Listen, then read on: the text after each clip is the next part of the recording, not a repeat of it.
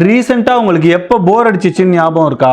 At least போர்டம்ங்கிற ஒரு வார்த்தையாவது இருக்கிறது தெரியுமா? அது சரி, நமக்காவது போர் அடிக்கிறதாவது. நாம தான் அதுக்கான வாய்ப்பே கொடுக்கறது இல்லையே. முன்னாடிலாம் ஒரு இடத்துல உட்காந்துருக்கும் போது சும்மா இருப்போம். பஸ் ஸ்டாப்ல வெயிட் பண்ணும்போது சுத்தி என்ன நடக்குதுன்னு பார்ப்போம். டிராவல் பண்ணும்போது ஜன்னல் வழியா வேடிக்கை பார்த்துட்டே போவோம். சில நேரங்களில் எந்த வேலையும் செய்யாம கூட இருப்போம். அந்த நேரத்தில் தான் ஒரு புது ஐடியா வரும், பழைய மெமரிஸ் ஞாபகத்துக்கு வரும், ஒரு பெரிய பிரச்சனைக்கு சொல்யூஷன் கிடைக்கும், ஒரு புது கனவு கூட பிறக்கும். ஆனா இப்ப 2 நிமிஷம் எந்த வேலையும் செய்யாம சும்மா இருந்தாலே ஒரு கேட்ஜெட் நம்மள பிஸி ஆக்கிடுது. கியூல நிக்கிறோம் ஃபோனு, லிஃப்ட்ல வரும்போது சிக்னலே இல்லைனாலும் ஃபோனு, டிராஃபிக்ல சிக்னல் இருக்கும்போது ஃபோனு.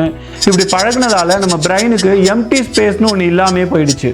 ரீல்ஸ் ஷார்ட்ஸ்னு ஸ்க்ரோல் பண்ணிட்டே இருக்கிறதால நம்ம கிரியேட் பண்ற நேரம் காணாமே போயிடுச்சு. நம்ம பிரெயினுக்கு கன்சம்ஷன் அதிகமானதால கன்ஃபியூஷனும் அதிகமாயிடுச்சு.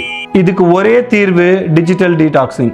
டிஜிட்டல் டீடாக்ஸ்னா ஃபோனை கம்மியாக யூஸ் பண்ணுறது மட்டும் இல்லை, சில நேரங்களில் எதையுமே கன்சியூம் பண்ணாமல் இருக்கணும். நாளையிலேருந்து ஒரு நாளைக்கு குறைஞ்சது 30 நிமிஷம் no music, no social media, no TV, no video games, just you plus silence. முதல்ல போர் அடிக்கும், அப்புறம் தாட்ஸ் வரும், அப்புறம் ஐடியாஸ் வரும். ஒரு கட்டத்தில் உங்கள் மைண்டு மறுபடியும் உங்க கூட பேச ஆரம்பிக்கும். இன்னைக்கு ஒரு 20 நிமிஷம் போர்டம் சேலஞ்ச் எடுத்துக்கோங்க.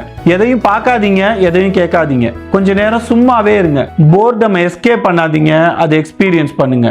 ஏன்னா சில நேரங்களில் உங்களோட அடுத்த பெரிய ஐடியா அடுத்த ரீல்ஸ்ல இல்லை, உங்க சைலன்ஸ்ல தான் கிடைக்கும்.